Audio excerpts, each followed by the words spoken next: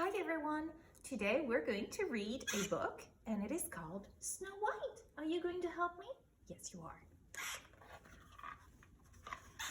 Long ago, in a faraway kingdom, there lived a lovely young princess named Snow White.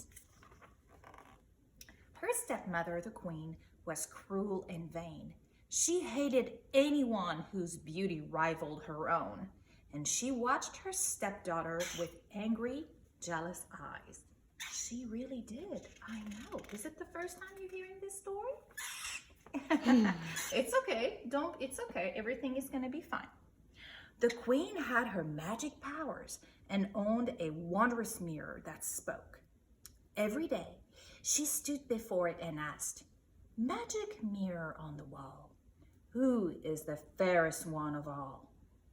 Every day, the mirror answered, "You are the fairest one of all, O Queen, the fairest our eyes have ever seen." As time passed, Snow White grew more and more beautiful, and the queen grew more and more envious. So she forced the princess to dress in rags and work from dawn to dusk. Despite all the hard work, Snow White stayed sweet, gentle, and cheerful. Day after day, she washed and swept and scrubbed. And day after day, she dreamed of a handsome prince who would come and carry her off to his castle. One day, when the queen spoke to her mirror, it replied with the news she had been dreading. There was now someone even more beautiful than the queen, and that person was Snow White. I know. The queen sent for her huntsman.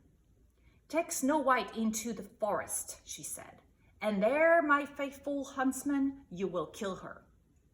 The men begged the queen to have mercy, but she would not be persuaded. "Silence," she warned. "You know the penalty if you fail."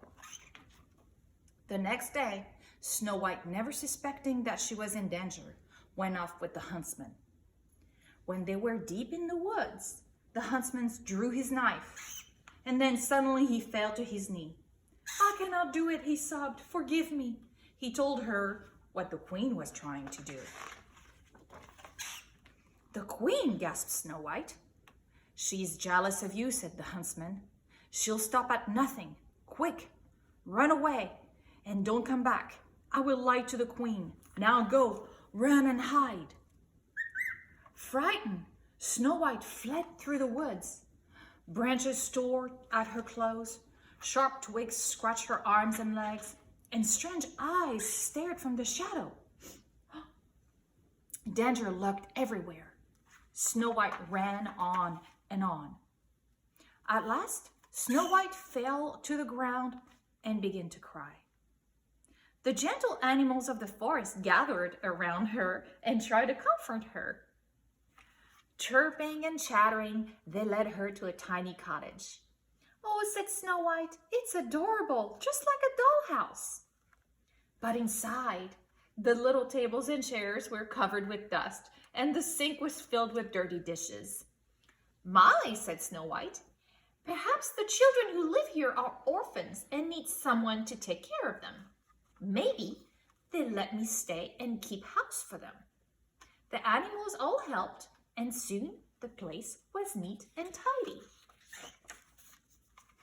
Meanwhile, the 7 dwarfs who lived in the cottage were heading home from the mine where they had worked. They were amazed to find their house so clean. They were even more amazed when they went upstairs and saw Snow White. "It's a girl," said one of them. "She's beautiful," said the other.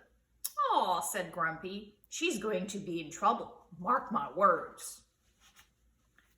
Snow White woke up, and she saw the dwarfs gathered around her. "Why, you're not children," she said. "You're little men." "I saw your names on the beds," she continued. "Let me guess who you are. You're dark, and you're bashful, and you're sleepy, and you are sneezy. And must be grumpy. When Snow White told the dwarfs about the queen's plan to kill her, they decided that she would stay with them. "We're asking for trouble," huffed Grumpy. "But we can't let her get caught by that wicked queen. I mean, she is dangerous," the others agreed. That night after supper, they all sang and danced and made merry music. Bashful played on the violin, Happy tapped the drums, and Sleepy tooted his horn. Snow White loved her new friends, and she felt safe at last. Meanwhile, the queen had learned through her mirror that Snow White was still alive. With a magic spell, she turned herself into an old woman. She filled a basket with apples, putting a poison one on top. "One bite," she crackled, "and Snow White will sleep forever. Then I will be the fairest in the land again." The next morning, before they left for the mine, the dwarfs warned Snow White to be on her guard. "Do not let nobody or nothing in the house," said Grumpy. "Oh, Grumpy," said Snow White, "you do care. I will be careful, I promise."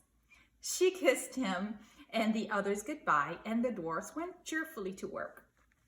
A few minutes later, the queen came to the kitchen window. "Making pies, dearie?" she asked. "It's apple pies the men love. Here, taste one of these." She held the poison apple out to Snow White. Snow White remembered what the dwarfs said, but the woman looked harmless and the apples looked delicious. Snow White bit the apple. Then with a sigh, she fell onto the floor.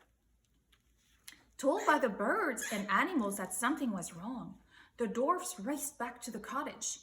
They saw the queen sneaking off, and they ran after her. As storm clouds gathered and rain began to fall, the dwarfs chased the queen to the top of a high rocky mountain. There was a flash of lightning, and the evil queen fell to her doom below. But it was too late for Snow White. She was so beautiful even in death that the dwarfs could not bear to part with her. They built her a coffin of glass and gold, and day and night they kept watch over their beloved princess. One day, a handsome prince came riding through the forest. As soon as he saw Snow White, he fell in love with her. Kneeling by her coffin, he kissed her. Snow White sat up, blinked, and smiled. The prince's kiss had broken the evil spell, and the dwarfs danced with joy. The prince carried Snow White off to his castle, where they lived happily ever after. I hope you liked the story. Did you like it? Yes? Yes? All right. Bye, everyone. Have a great week, and don't forget to wash your hands.